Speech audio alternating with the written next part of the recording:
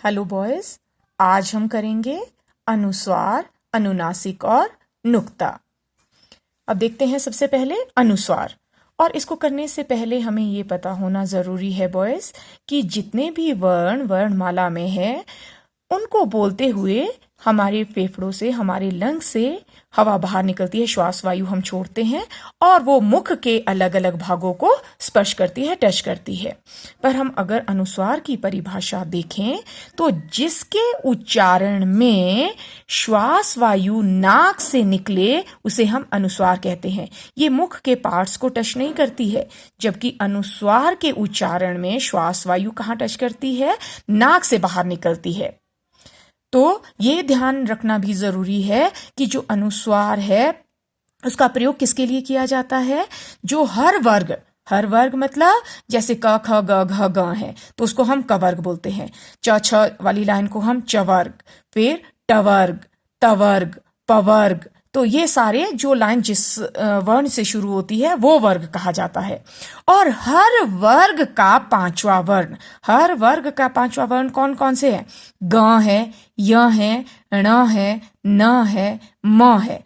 तो इन पांचवें वर्ण के स्थान पर हम किसका प्रयोग करते हैं? अनुस्वार का प्रयोग करते हैं बॉयज। इनको यूज ना करके हम अनुस्वार लगाते हैं। जैसे यहां पर मैंने लिखा है गंगा।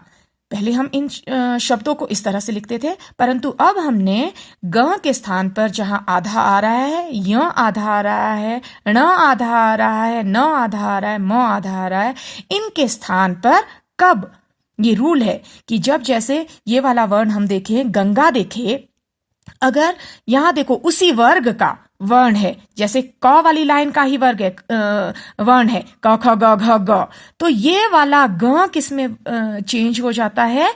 अनुस्वार में। तो ये बन जाता है बॉयज गंगा।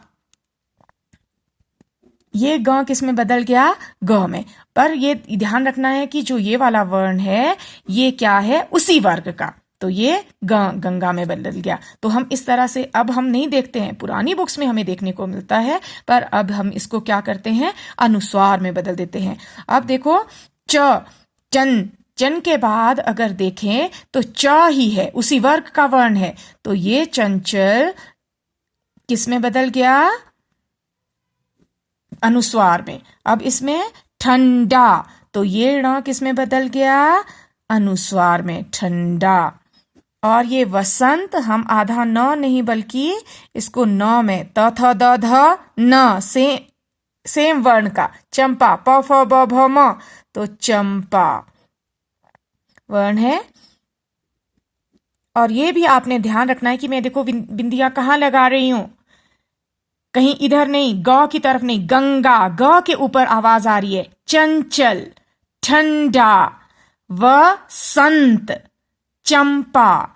और अनुस्वार में बॉयज थोड़ा इजी और बनाने के लिए अनुस्वार में जब भी हम उसका उच्चारण करते हैं तो उसमें आवाज में थोड़ा कंपन होती है, जबकि अनुनासिक में ऐसा नहीं होता है। अनुनासिक में आवाज सॉफ्ट होती है। अनुस्वार और अनुनासिक में थोड़ा अंतर ये भी है बॉयज कि अनुस्वार देखो छोटा वर्ड है कंपैरेटिवली अनुनासिक, तो अनुस्वार बिंदी है और अनुनासिक चंद्र बिंदु है। वैसे तो हमें डेफिनेशन में याद रहता है, पर जब क्वेश्चन पूछा जाता है कि सही शब्द चुनकर अनुस्वार और अनुनासिक का प्रयोग करें, उस समय हम भूल जाते हैं कि अनुस्वार क्या है और अनुनासिक क्या है। तो इजी वे टू लर्न कि अनुस्वार जस्ट बिंदी है और अनुनासिक चंद्र बिंदु है। तो अब इन वर्णों में कहां आएगा? अगर हम इस तरह से देखें, गंगा शब्द आया है तो गंगा में हम कंफ्यूज नहीं होंगे कि चंद्र बिंदु आएगा या बिंदु आएगा, क्योंकि अगर देखें गंगा गा है यहां पर, तो इसका मतलब है कि अनुस्वार आएगा, बिंदु आएगा। चन की आवाज आ रही है, तो अनुस्वार और अनुनासिक में हमें कंफ्यूजन नहीं होगा, हमें पता चलेगा रूल के अकॉर्डिंग कि यहां पर अनुस्वार आना है। ठंडा में भी अगर हम देखें तो ड है, ड है, ठीक है। वसंत, तो यहां पर भी हमें कंफ्यूजन में होने की जरूरत नहीं है, तो यहां पर भी वसंत त थ द ध न उसी वर्ण का। चंपा प फ ब भ म, चंपा, तो यहां अनुस्वार और अनुनासिक में कंफ्यूजन नहीं होगा, क्योंकि हमारे पास रूल है कि कहाँ अनुस्वार का प्रयोग होगा। ये हमने फर्स्ट रूल किया कि कहाँ पर जो हर वर्ग का पांचवा वर्ण है उसके स्थान पर हम, क्या रूल हुआ, हर वर्ग के पांचवें वर्ण के स्थान पर हम किसका प्रयोग करते हैं, अनुस्वार का प्रयोग करते हैं। और कहां पर हम अनुस्वार का प्रयोग करते हैं, जैसे अगर हम देखें य र ल व श श स ह, ये भी लास्ट वाले वर्ण है, ये भी याद रखने आसान है, य र ल व श श स ह। ठीक है, तो अगर आवाज आ रही है संयम, ऐसे तो हमें पता चल रहा है कि अनुस्वार या अनुनासिक कुछ ना कुछ आ रहा है, पर अगर उससे यहां पर य है जैसे संयम, तो इससे पहले भी य अगर आ रहा है तो उससे पहले भी क्या लगेगा, अनुस्वार। अगर र से पहले संरचना, तो वहां पे भी आवाज आ रही है तो वहां पर भी अनुस्वार आएगा। अगर जैसे ल आ रहा है संलग्न, तो वहां पर भी क्या आ जाता है, अनुस्वार आता है। संवाद व अगर आ रहा है तो वहां पर भी अनुस्वार। हम कंफ्यूज नहीं होंगे कि चंद्र बिंदु लगेगा या बिंदु लगेगा, इनमें से कोई भी वर्ण आता है और उससे पहले बिंदु की आवाज आ रही है, तो वहां हमें कंफ्यूज होने की जरूरत नहीं है कि चंद्र बिंदु आएगा या बिंदु आएगा, या अर्थात अनुस्वार आएगा या अनुनासिक आएगा। तो हर जगह पर अगर आप देखें य र ल व श श स ह से पहले कोई भी शब्द अगर आप देखें तो उससे पहले किसका प्रयोग होता है, अनुस्वार का प्रयोग होता है। ये हमने सेकंड रूल किया। Third rule boys, third rule ये है, जहां पर भी ई ऊ ए ऐ ओ औ की मात्रा है, हम तो इसको सोचते हैं कि ये अनुस्वार ही है। बॉयज, मात्रा के साथ हमें चंद्र बिंदु लगाने का स्पेस नहीं होता है, इसलिए यहां तो कोई कंफ्यूजन ही नहीं है। जब भी इन सब की मात्राएं आ रही हैं तो यहां पर हम जस्ट अनुस्वार का प्रयोग करते हैं। बल्कि है क्या है, ये है अनुनासिक है। यहां पर स्पेस की कमी के कारण हम यहां पर किसका प्रयोग करते हैं, अनुस्वार का प्रयोग करते हैं। और अब नेक्स्ट रूल है दो पंचमाक्षर। पंचमाक्षर मतलब पांचवें वर्ण। जैसे अगर यहां पर हम जब दो पंचमाक्षर इकट्ठे हो तो क्या होता है, वहां पर भी अनुस्वार का प्रयोग हम करते हैं, वहां पर हम अनुस्वार का प्रयोग नहीं करते। अब अगर सम्मान शब्द हम देखें तो इसकी म की जगह पर हम आधा म नहीं लगाते हैं, सम्मान। जन्म है, अब देखो ये पांचवें वर्ण है ना, म, ठीक है, सम म, पांचवा, प फ ब भ म कौन सा है, पांचवा वर्ण। अगर कोई दो पांचवें वर्ण हो तो वहां पर हम अनुस्वार का प्रयोग नहीं करते। जैसे यहां पर मैंने एग्जाम्पल लिया है सम्मान, यहां पर हम अनुस्वार का प्रयोग नहीं करेंगे। जन्म, हम इसके लिए जन्म के लिए बिंदी नहीं लगाएंगे क्योंकि पंचमाक्षर है दोनों। त थ द ध न पांचवा वर्ण, प फ ब भ म पांचवा वर्ण, तो यहां पर हम अनुस्वार का प्रयोग नहीं करेंगे। उसी तरह से यहां पर देखो चम्मच, म दोनों वर्ण है, पांचवें वर्ण है, तो पांचवें वर्ण में हम अनुस्वार का प्रयोग नहीं करते। ये भी ध्यान रखने की जरूरत है कि कहाँ करते हैं और कहाँ नहीं करते हैं। तो नेक्स्ट आगे बढ़ते हैं हम, अनुनासिक। अब अनुस्वार में तो श्वास वायु कहां से निकलती है, केवल नाक से, पर अनुनासिक में क्या होती है, जिसके उच्चारण में श्वास वायु मुख और नाक दोनों से निकले उसे हम अनुनासिक कहते हैं। और अनुनासिक के लिए हम चंद्र बिंदु का प्रयोग करते हैं। पहले भी मैंने बताया जैसे आपको कि अनुस्वार छोटा वर्ड है तो उसके लिए बिंदु, अनुनासिक बड़ा वर्ड है तो उसके लिए चंद्र बिंदु।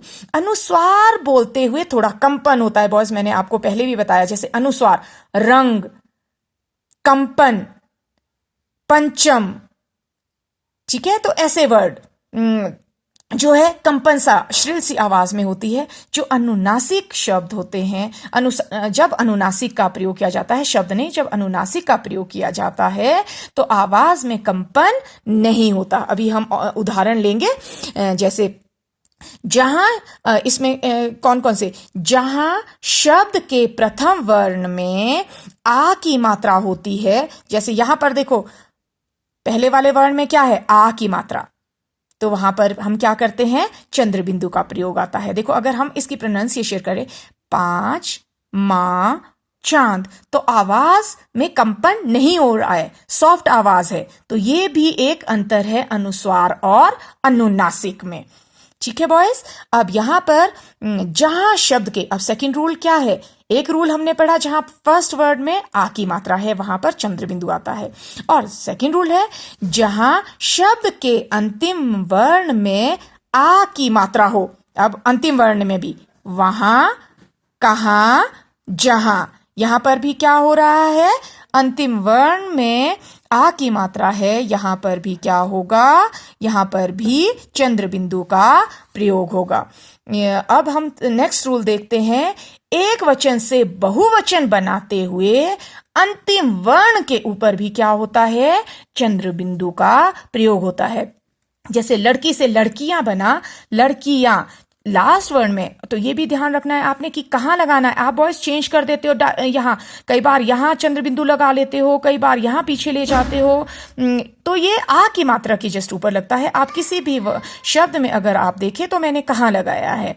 तो जब बहुवचन बनता है तो उसमें भी चंद्र बिंदु का प्रयोग किया जाता है। लड़कियां, कहानियां, सब्जियां, कथाएं, गाथाएं, कुएं, बहुवचन बनाते हुए भी जब शब्द बनते हैं तो वहां पर भी चंद्र बिंदु का प्रयोग किया जाता है। मैंने आपको ये इजी बनाने के लिए ये खुद शब्दों का चयन किया है बॉयज, और अलग अलग रूल निकाले हैं। बुक्स में हम सिर्फ एक लाइन देखते हैं कि अनुस्वार का उच्चारण नाक से होता है और अनुनासिक का प्रयोग नाक और मुख दोनों से होता है। तो इसलिए आपने बहुत अच्छी तरह से समझने की कोशिश करनी है कि किस तरह से अनुस्वार और अनुनासिक में अंतर है। तो अब आया नुक्ता। अब अगर बुक में आप डेफिनेशन देखो कि वर्ण के नीचे जो बिंदु लगाया जाता है, बुक में या वैसे भी अगर देखें तो होता क्या है, वर्ण के नीचे जो बिंदु लगाया जाता है उसे नुक्ता कहते हैं। बुक्स में तो हम देखते हैं कि क्या होता है, बुक्स में हम देखते हैं कि क, ख, ग, ज, फ, पर हम हिंदी में मेनली, क्योंकि ये उर्दू फारसी के शब्द होते हैं, तो इसमें हम देखते हैं कि हम सिर्फ हिंदी में ज और फ के नीचे बिंदु का प्रयोग करते हैं, क, ख, ग के नीचे हम प्रयोग नहीं करते हैं। तो जो वर्ण के नीचे प्रयोग फ और ज के नीचे जिसका प्रयोग किया जाता है, जिससे ज की ध्वनि ज हो जाती है, फ की ध्वनि फ हो जाती है, उसको सॉफ्ट बनाने के लिए। जैसे साफ, नहीं तो अगर बिंदु नहीं होगा क्या बनेगा, ये साफ, ये डिफरेंस है। काफी, काफी, बाजी, बाजी। तो इस ज और फ को सॉफ्ट बनाने के लिए, ज और फ बनाने के लिए हम इसके नीचे बिंदु का प्रयोग करते हैं। तो अलग अलग तरह के शब्द हैं, साफ, काफी, बाजी, मजदूर, रोज, फौरन, आवाज, ये हम देखते हैं, अलग अलग तरह के वर्ड देखते हैं। तो बॉयज, होप कि आपको ये सारे अनुस्वार, अनुनासिक और नुक्ता बहुत अच्छी तरह से समझ आ गया होगा। Thank you very much.